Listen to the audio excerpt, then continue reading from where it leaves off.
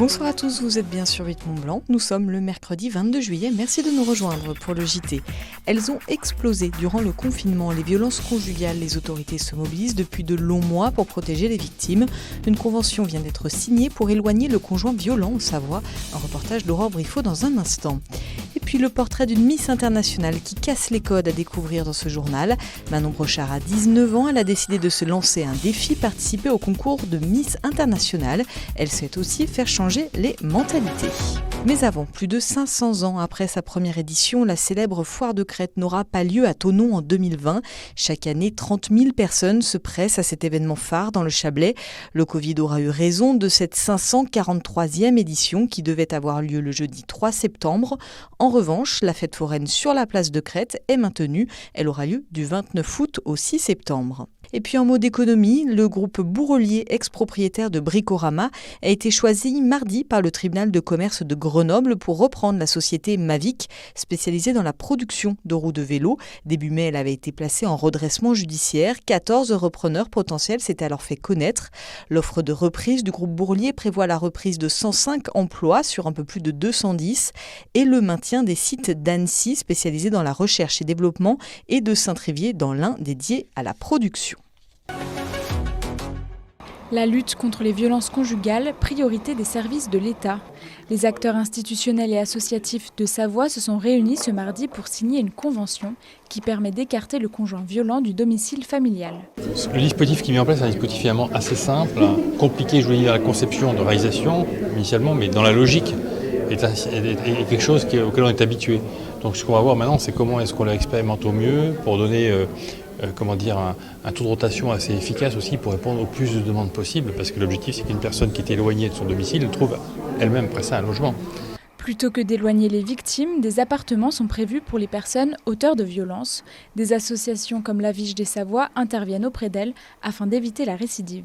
Il s'agit d'un accompagnement psychologique, d'un accompagnement judiciaire, et il faut faire prendre conscience aux gens qu'on a la nécessité de les écarter de leur conjoint qui est malmené et qu'il y a une possibilité, pour éviter la récidive, une possibilité de se remettre un peu dans le droit chemin grâce à l'accompagnement et psychologique et social et judiciaire qu'on peut apporter à cette personne. Un éloignement contraint décidé au moment de la garde à vue par les parquets d'Albertville ou de Chambéry. C'est une mesure contraignante qui va se faire le plus souvent dans le cadre d'un contrôle judiciaire.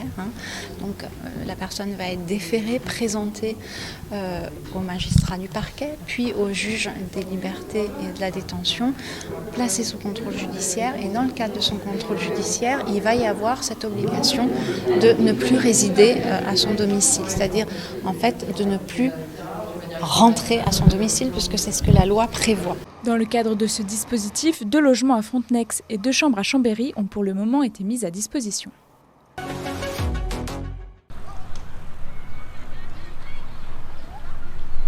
voilà, mon rôle prend sa forme quand j'enfile cette écharpe. Bonjour, moi c'est Manon, j'ai 19 ans et je suis Miss Internationale Auvergne-Rhône-Alpes Pays du Lyonnais 2020.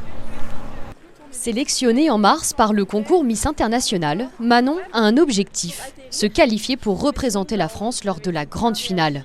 Et pour y arriver, elle peut compter sur ses proches, ses premiers fans.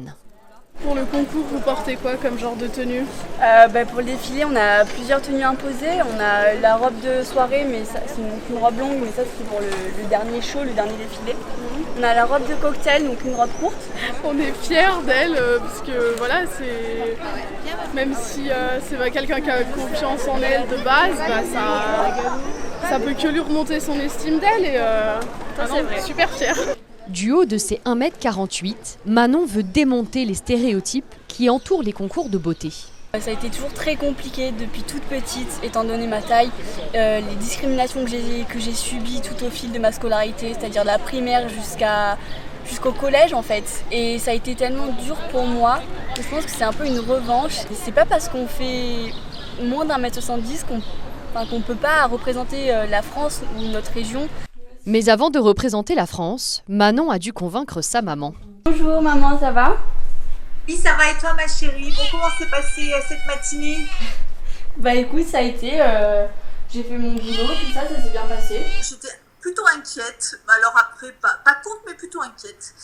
Et puis après, quand j'ai compris le sens de la démarche, je me suis dit, et j'ai validé total et je suis 100% en soutien parce que c'est bien de montrer aussi qu'on peut être petit ou très très grand et sortir des normes dans lesquelles on nous a mis et de pouvoir se valoriser, montrer qu'on peut aussi faire des choses, réussir en faisant 1m47. Rendez-vous en octobre pour savoir si Manon représentera la France lors de la grande finale de Miss International. Moins connu que le Corcovado à Rio ou le sanctuaire de Lisbonne, la statue du Christ roi des Ouches domine la vallée de Chamonix.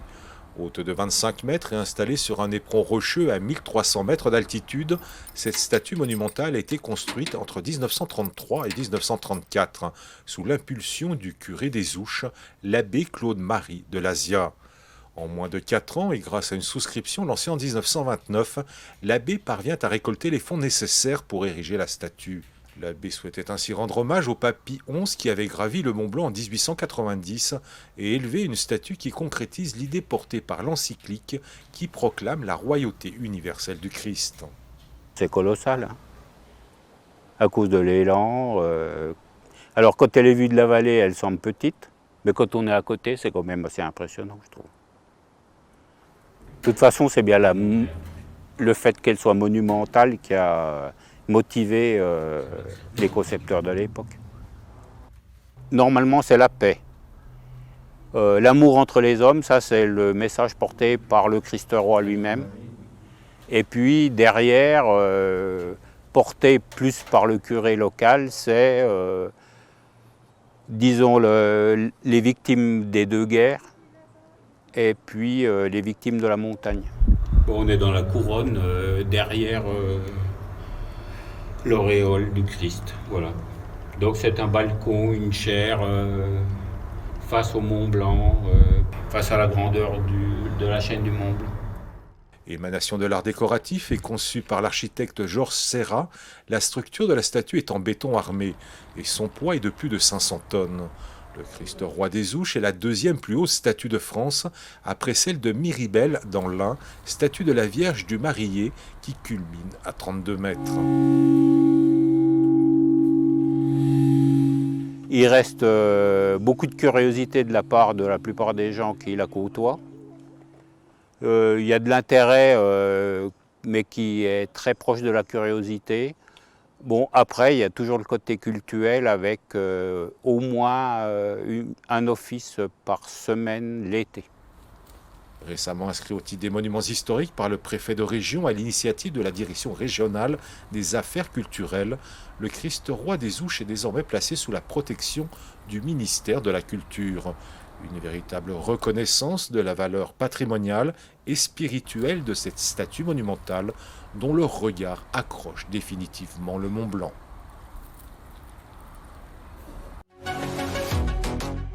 C'est la fin de ce journal. Merci à toute l'équipe, merci à vous de votre fidélité à l'info sur 8 Mont Blanc. On se quitte avec quelques images de Miribel vues du ciel et on se retrouve demain à 18h30 pour un nouveau journal. En attendant, restez connectés avec nous sur nos réseaux sociaux. Passez une très belle soirée.